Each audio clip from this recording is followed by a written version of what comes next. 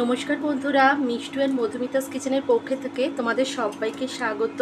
আজ আমি নিয়ে এসেছি একটা স্পেশাল ভিন্ন স্বাদের চিংড়ির একটা রেসিপি। এতে যে দুটো জিনিস স্পেশাল জিনিস অ্যাড করেছি, এটা দিলে সত্যি বলছি তোমাদের কিন্তু টেস্টটা একটু বেশ ভালোই লাগবে, একদম স্বাদ দ্বিগুণ করে দেবে। তো চলো বন্ধুরা, আর দেরি না করে আমি শুরু করে দিই এই রেসিপিটা ঝটপট। প্লিজ তোমরা সাথে থেকো, স্কিপ না করে দেখো, এই অনুরোধ রইল। প্রথমে আমি একটা মশলা বানিয়ে নেব। সেজন্য 1 স্পুন সাদা সর্ষে আর 1.5 স্পুন কালো সর্ষে, এগুলো ভালো করে জলে ধুয়ে ভিজিয়ে রাখবো মিনিট 15। আর তার সাথে 1.5 টেবিল স্পুন পোস্ত একসাথে বেটে নেব। ভিজিয়ে রাখলে কিন্তু সর্ষে দানা খুব ভালো বাটা হয় মিহিভাবে। আমি একটা টিফিন বক্স নিয়ে নিয়েছি। এর মধ্যে এই যে সর্ষে, 2 রকম সর্ষে আর পোস্ত আর কাঁচা লঙ্কা দুটো একদম মিহি করে কুচিয়ে নিয়েছি। ঝালটা তোমরা তোমাদের পছন্দের মতো নেবে। এইভাবে এই বাটনাটা সবটা দিয়ে দিলাম। এবার পরিমাণ মতো হলুদ গুঁড়ো, রঙের জন্য কাশ্মীরি লঙ্কার গুঁড়ো, স্বাদ ব্যালেন্সের জন্য 4 ভাগের 1 ভাগ চিনি, মানে কোয়ার্টার স্পুনও নয়। এবার নিয়েছি 1.5 টেবিল স্পুনের মতো ফ্যাটানো দই। আর একটা কথা বন্ধুরা, পোস্তটা দিলে কিন্তু এই ধরনের মানে গ্রেভিতে খুব ভালো টেস্ট এনে দেয়। আর এই বিশেষ জিনিসটা হচ্ছে দই, এইটাও যদি মেশাও খুব একটা স্পেশাল স্বাদ এনে দেয়, স্বাদটা দ্বিগুণ হয়ে যায় তরকারি। যে গুঁড়ো মশলাগুলো দিলাম সেগুলো, আর এই দইয়ের বাটি ধোয়া 1 টেবিল স্পুনও নয়, এই 2 স্পুন চা চামচের মতো জল দিয়ে আমি ভালো করে এটা একটু ভিজিয়ে রাখবো। একটা প্যান বসিয়ে দিয়ে তাতে কিছু তেল অ্যাড করে দিয়েছি, সরষের তেল। এবার চিংড়ি মাছগুলোকে ক্লিন করে ধুয়ে নুন হলুদ মাখিয়ে 20 মিনিট মতো রেখে দিয়েছিলাম, তেলে ছেড়ে দিলাম।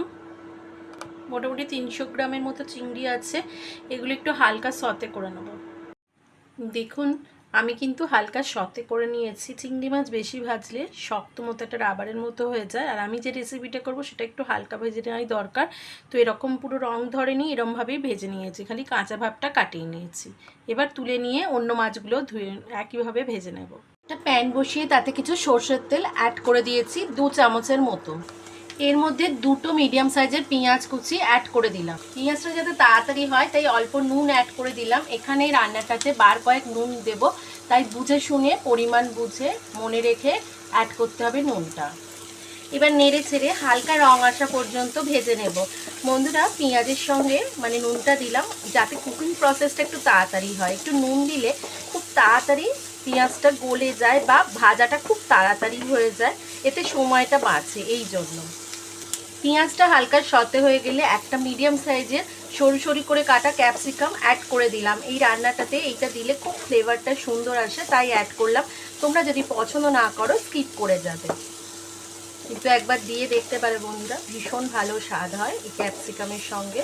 ফ্লেভারটা গ্রেভির খুব ভালো আসে। আমাদের এটা দেখো হালকা রং ধরে গেছে, সতে করা হয়ে গেছে, একটা মিষ্টি ভাজার গন্ধ এসেছে। এবার আমরা নামিয়ে নেব। এবার আমি ওই ভাজাটা এই মশলার মধ্যে অ্যাড করে দিলাম, মানে সর্ষে পোস্ত বাটা, দই, এই যে মিশ্রণটা বানিয়েছিলাম এর মধ্যে অ্যাড করে দিলাম। 2টো চেরা বেশ ঝাল কাঁচা লঙ্কাও অ্যাড করে দিলাম। এবার হালকা করে নাড়া চিংড়ি মাছগুলো আমি অ্যাড করে দেবো। দেখো বন্ধুরা, সমস্তগুলো নিয়ে নিয়েছি। এবার হাতের সাহায্যে বা স্পুনের সাহায্যে তোমাদের যেটা সুবিধা সেটা করে ভালো করে মিশিয়ে নিতে হবে, মানে মশলাটার সাথে ভালো করে মাখিয়ে নিতে হবে যাতে ভিতরে যায় ভালোভাবে মশলাটা।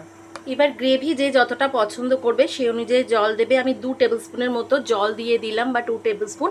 আর এইরকম রান্না যদি তোমাদের ভালো লেগে থাকে, সোজা সরল রান্না, হেলদি রান্না, তাহলে আমার চ্যানেলে সাবস্ক্রাইব করে আমার পাশে থাকার অনুরোধ রইল।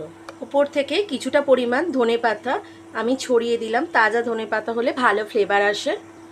এবার বেশ কিছুটা সর্ষের তেল ছড়িয়ে দিতে হবে, এটা অবশ্যই দিতে হবে, তবে ফ্লেভারটা খুব ভালো আসবে। 4 স্পুনের মতো দিয়ে দিলাম। এবার টিফিন বক্সে ঢাকাটা দিয়ে দেব। একটা পাত্রে অলরেডি জল বসিয়ে দিয়েছিলাম, সেখানে এটা দিয়ে দেব। দিয়ে এবার ঢাকা দিয়ে মিনিট 20 মতো বয়েল করে নেব, তাহলেই আমাদের রেডি হয়ে যাবে রান্নাটা। তারপর আমরা ফিরে আসতে কীরকম দেখতে হয়েছে আমি অবশ্যই দেখাবো তোমাদের। 20 মিনিট বাদে আমি নামিয়ে নিয়েছি। এবার মিনিট 15 একটুখানি জুড়োতে দেব, তারপর একটু রেস্টে রেখে খুলে তোমাদের দেখাচ্ছি বন্ধুরা। ফিরে এলাম মিনিট 15 পর। দেখো বন্ধুরা কেমন টেক্সচার হয়েছে। আমি একটু জুস বেশি রেখেছি ভাত দিয়ে খাওয়ার জন্য, তোমরা তোমাদের পছন্দ মতো রাখবে। দেখো গ্রেভিটা কেমন হয়েছে। এটা গরম ভাত দিয়ে আমি সার্ভ করব। বন্ধুরা আমি প্লেটে সার্ভ করে দিয়েছি রাইসের সাথে।